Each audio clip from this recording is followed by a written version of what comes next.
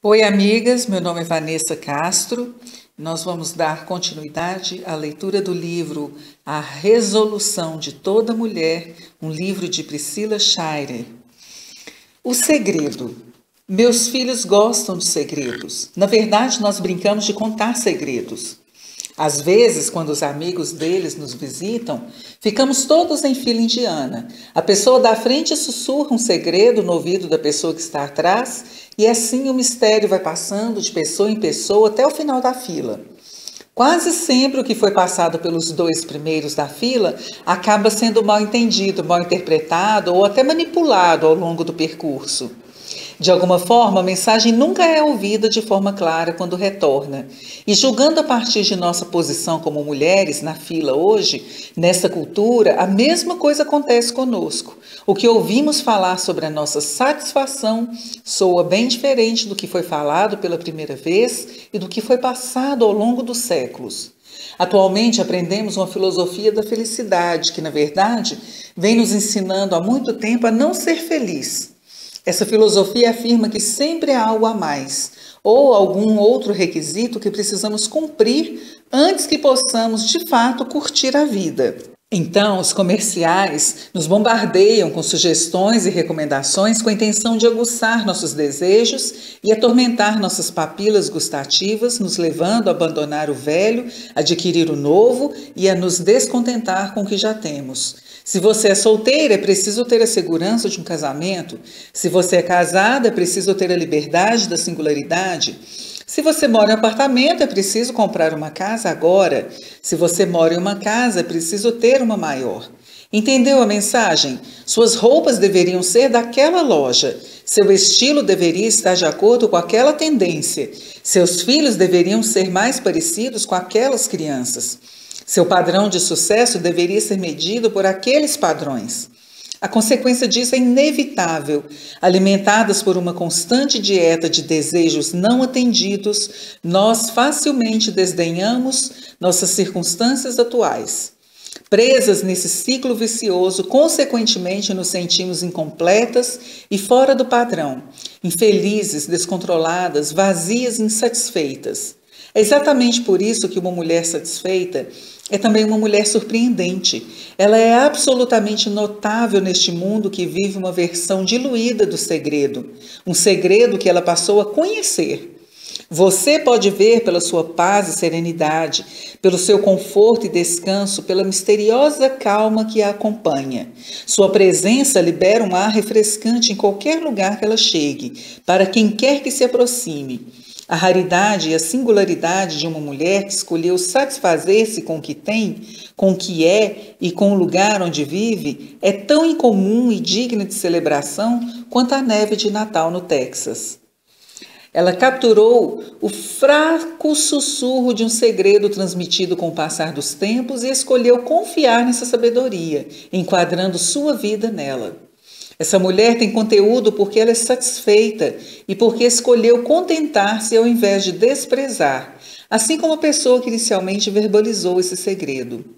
O contentamento não foi um dom especial concedido apenas ao apóstolo Paulo, e também não era uma característica peculiar de sua personalidade. Contentar-se foi uma habilidade que ele escolheu e adotou, aprimorando-a e aplicando-a em sua tumultuada experiência de vida.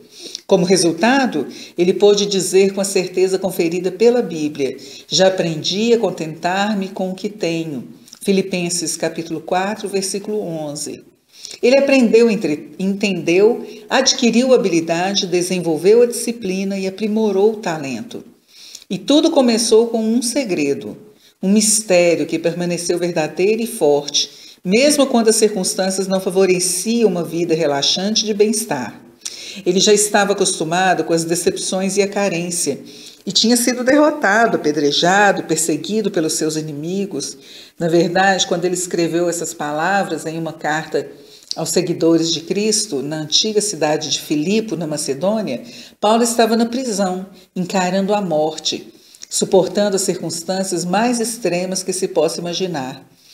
Nada estava indo bem para ele. Paulo não negava, ele admitia que as coisas estavam ruins. Ele também não alegava que estava sendo perseguido, agindo como Marte e tentando extrair satisfação por saber que estava passando por muito mais coisas que qualquer outra pessoa. Ele simplesmente conhecia um segredo. E isso lhe deu paz e serenidade nos momentos mais complexos e ameaçadores.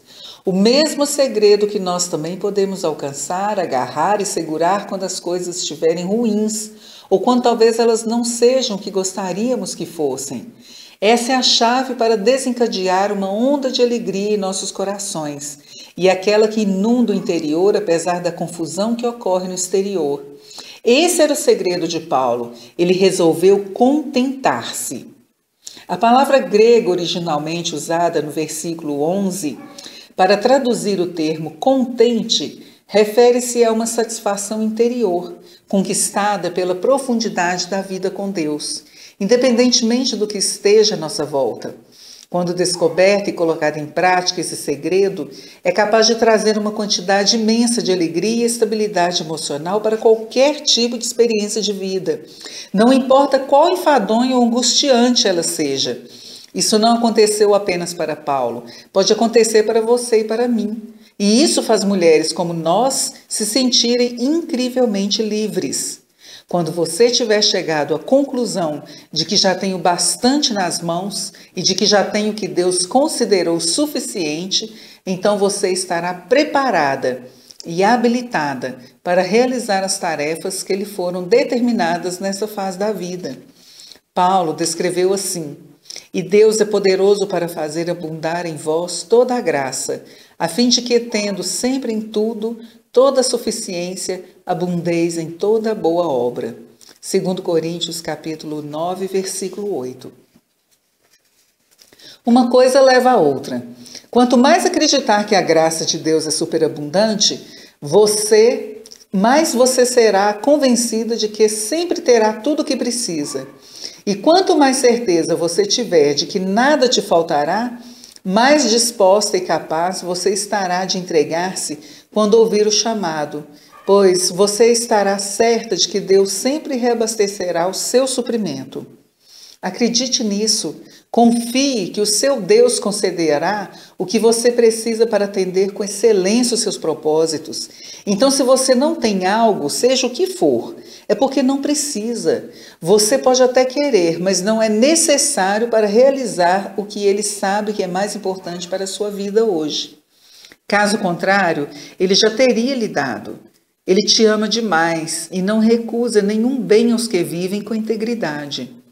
O que quer que ele tenha ou não tenha te dado, ele o fez por uma razão específica, um motivo conhecido somente por ele, mas que você pode confiar com plena convicção e de olhos fechados.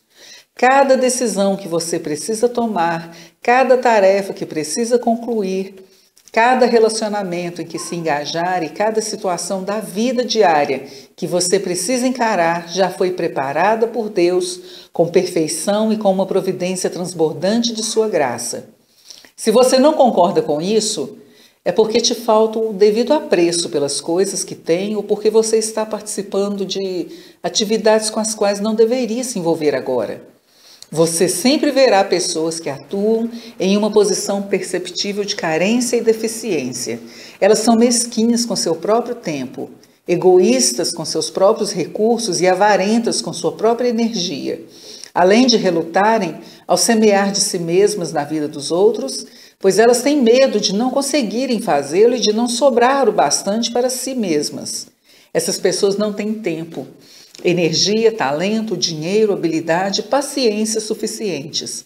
Elas são como meu filho de 2 anos de idade. Se recusam a dividir com seus amigos por medo de ficar sem o que têm. Mas sempre que agimos dessa maneira, toda boa obra que Paulo descreve, as tarefas e os relacionamentos realmente importantes da vida, aqueles que nos prometem bênçãos assim como para os outros, passam despercebidos e não são realizados. Não conseguimos participar plenamente e muito menos nos destacar em alguma coisa. Quando achamos que não temos o suficiente, a marca apropriada e o tipo de recurso adequado para começar. Assim, a obra fica sem o nosso toque e perdemos as muitas chances pelas quais a obra poderia nos tocar. O impacto, as lembranças, as lições e as experiências que Deus está tecendo para tornar-se a peça-chave de nossa história. Deus já deu bastante. Ele sempre dá. E quando você e eu decidirmos reconhecer e confiar em sua provisão contínua, seremos capazes de nos empenhar na vida como nunca antes, pois estaremos vivendo plenamente. Você descobriu o segredo e agora você pode compartilhá-lo. Vamos pensar um pouquinho, então? Uma mulher satisfeita, ela está ciente de suas necessidades e de que Deus já as atendeu. Comece a sua jornada ao contentamento fazendo uma lista. Escreva assim de um lado minhas necessidades e do outro a provisão de Deus. Depois, relacione as suas necessidades com o modo pelo qual Deus está atendendo. Coloque essa lista num lugar bem acessível para que você leia nos momentos em que se sentir tentada a cair na insatisfação. O que Deus está tentando suscitar em seu caráter ou consolidar no seu relacionamento com Ele, ao te privar de algumas coisas que você deseja, mas que ainda não tem, hein? Um grande abraço, eu espero vocês então no próximo áudio.